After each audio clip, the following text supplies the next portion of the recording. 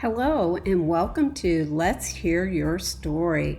I am your host, Brenda McCullers.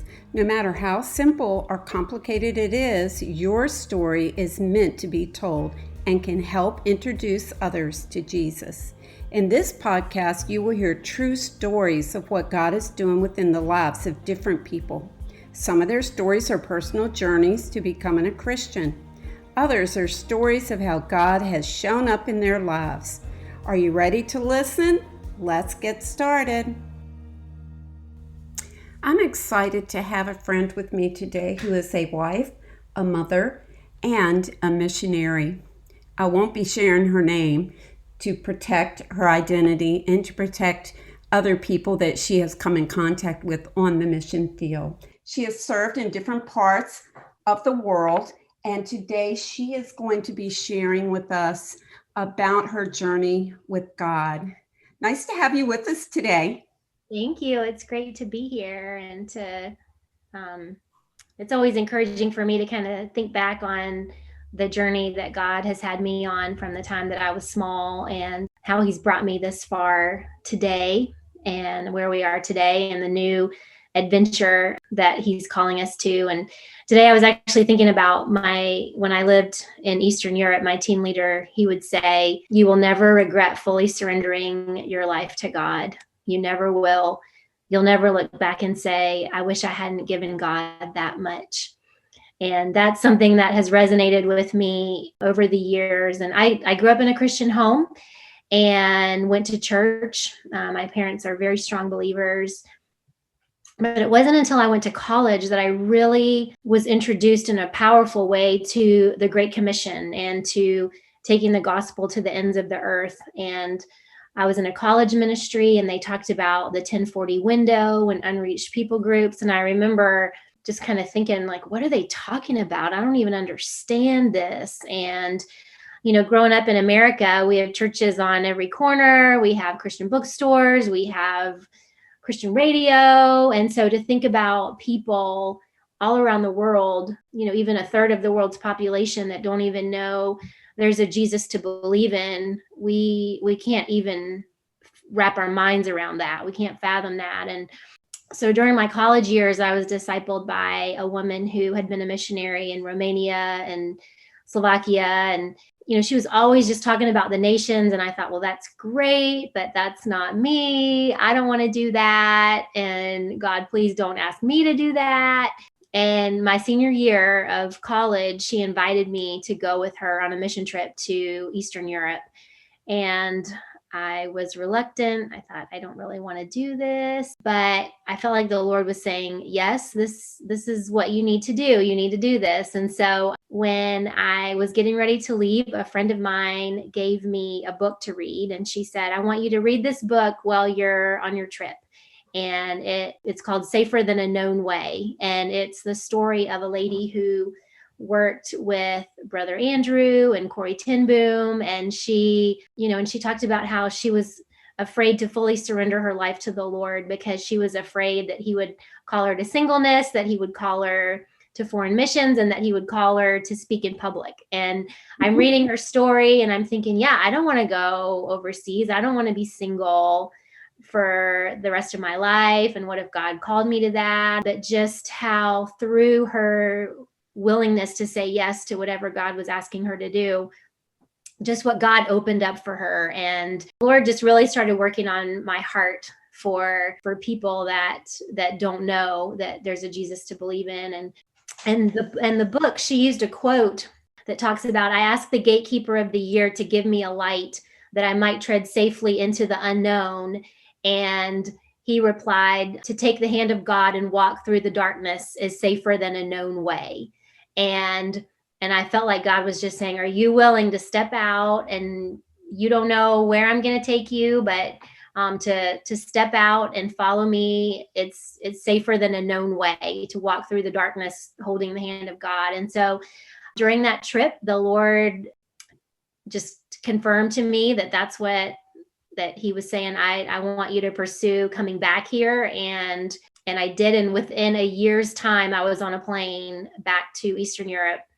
And I lived there for 3.5 years, and I worked with high school students, and we did English camps, and it was such a rich time in my life. And to see what the Lord, just his faithfulness and his kindness, and being a part of what he's doing all around the world, it's just so exciting. And then during that time, the Lord really started to give me a heart for Muslim people. And I didn't know what that looked like. I didn't know what that meant. I loved Eastern Europe.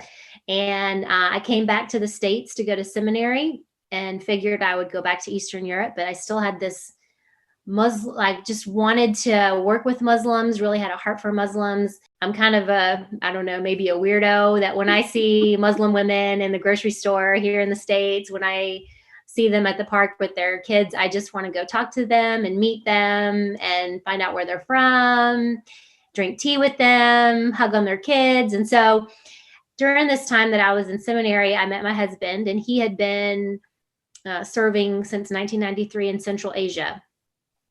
And we worked with international students at the University of South Carolina. And during that time, we decided, okay, I think we fell in love and got married and planned to go back to Central Asia. And I thought, man, like I want to go back to Eastern Europe or the Middle East, and Central Asia is, former Soviet Union, and I don't know. And but we lived there for about 8 years and went through some hard things. We dealt with infertility. We dealt with crazy things with our kids. And we have 2 kids. They're 11 and 9 right now. And just went through some hard things with them, accidents and things that really tested our faith, and times that I felt like, I really wrestled with God, because I felt like, God, we have given up so much to be here and to serve you, and this isn't fair. And our daughter had some scary accidents. But when I look back, I just see the faithfulness of God. Every time something bad happened, he always was right there taking care of her. And the fact that my kids are healthy and thriving, and especially that our daughter is doing so well, it's just a testament to his faithfulness. There were some really hard times. And I think people think, well, you're a missionary and you're living, you're doing what God wants you to do, and so God's going to give you an easy life. And I would say it's definitely not the case. I think, when you step out in faith like that, and you are in places where the devil does not want you to be, the attacks they can be very intense. And a lot of times they come against the kids, because when the kids are sick or hurt or something's happening with the kids, it just kind of clouds everything. It makes life a lot harder for the parents. And so, but I've seen, God's faithfulness in that too. And so that's a huge trust God for me is my kids. When I was single, like, well, it's just me. If something happens, it's just me, and that's okay. And then even married without kids, it's like, well, it's just it's the 2 of us. But then when you have kids in the mix, it is a bigger stretch. It's a bigger trust God. We had to come back to the States about 5 years ago to help take care of my father-in-law. And so we've been back in the States for a while now.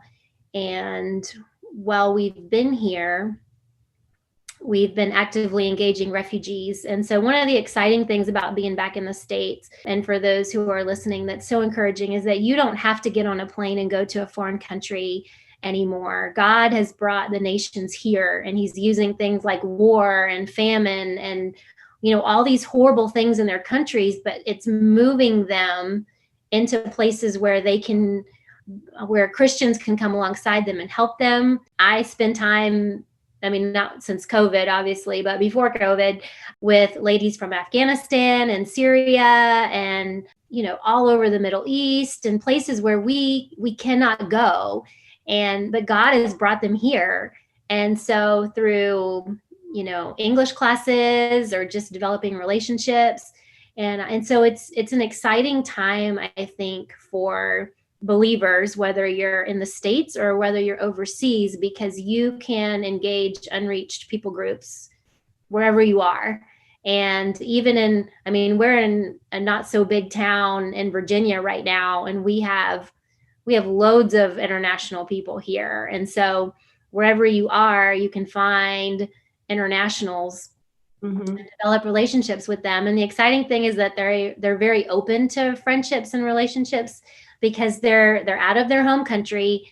They're looking for friends. They need help with English. They need help with medical things. They need help with getting their kids enrolled in school. And so there are just so many opportunities to come alongside and be their friend and help them and invite them into your home.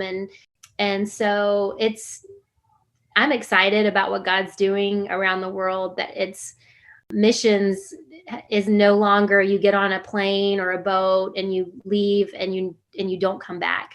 Now the nations are here. The nations are our neighbors. And so the possibilities are endless to build relationships with people. So we are actually in the process now, once all these COVID restrictions lift, we are going back to the mission field, and we are excited. We've been wanting this for the last few years, but for different reasons, the Lord has paused us. And now it seems like the doors are opening. It's it's a place where Eastern Europe and Central Asia meet. And so we call it Eurasia, the area that we're going to. It's a mix of these two regions that we love. The Lord is doing some neat things there. It's an area that's surrounded by countries that are hostile to the gospel, but the Lord is bringing people, again, he's moving people, he's bringing people out of these countries where they can't hear the gospel, can't get training and church planting, bringing them into safer places in the Eurasia region where we can hopefully train them, encourage them, send them back out into places where Americans and Western missionaries can't go. And so that's kind of our hope. That's what we're shooting for, is to just kind of be a place where we can receive Central Asians, Eastern Europeans, people that want to be sent out into darker, unreached places of the world, and just kind of be wind in their sails and give them what they need and help them get where they need to go. And so we're excited. Our kids are excited. We took them to this country a year and a half ago, and so they're excited to go back and live there.